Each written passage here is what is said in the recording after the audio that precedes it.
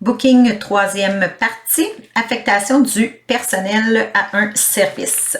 Donc, on vient de créer notre service. Maintenant, on va aller affecter les employés qui vont offrir ce service-là, donc les enseignants. On doit aller, premièrement, créer notre banque d'employés. Donc, on va cliquer sur « Employés ».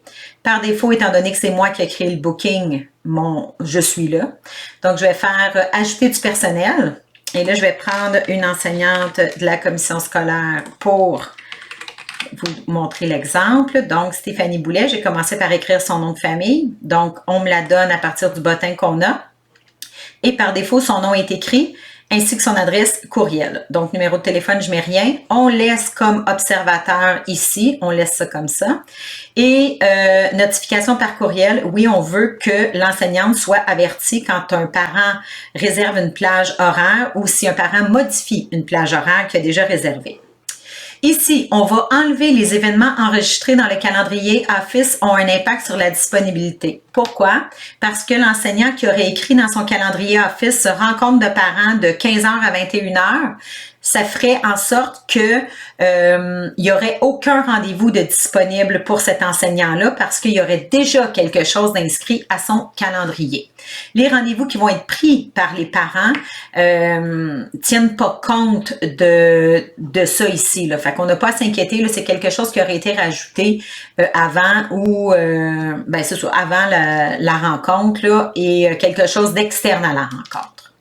On va laisser activer ici, utiliser les heures d'ouverture. On laisse comme ça et on fait enregistrer. Je vais aller ajouter un autre employé pour vous montrer ce que ça va faire au niveau des réservations. Donc là, je vais mettre un employé bidon. Donc, employé 1, j'ai rien qui sort, c'est sûr, parce qu'on n'a pas ça dans notre commission. Donc, je vais mettre employé 1 avec une adresse bidon aussi. Ici, il va être invité par défaut parce que c'est une adresse Hotmail, c'est pas une adresse de la CSVT. Fait que là, vous n'aurez pas ça, c'est juste pour mon exemple. On laisse ça activé pour les raisons que j'ai expliquées tantôt. On laisse ça ici activé et je fais enregistrer. Donc, j'ai mes employés qui sont ici. Là, ce qu'il faut savoir, ça c'est comme un bottin d'employés, tout simplement. Mais comme c'est là, ils ne sont pas affectés à rien. Donc, pour les affecter à mon service qui est ici, je vais cliquer sur Service et je vais les affecter à Rencontre de parents. Donc, je vais cliquer ici. Et là, Caroline, elle est affectée, j'ai un petit crochet à côté. Je vais cliquer sur Stéphanie pour l'affecter et je vais cliquer sur Employé 1 pour l'affecter aussi. Donc là, j'aurai 3 enseignants qui participeraient à ma rencontre de parents. Ensuite, je fais enregistrer.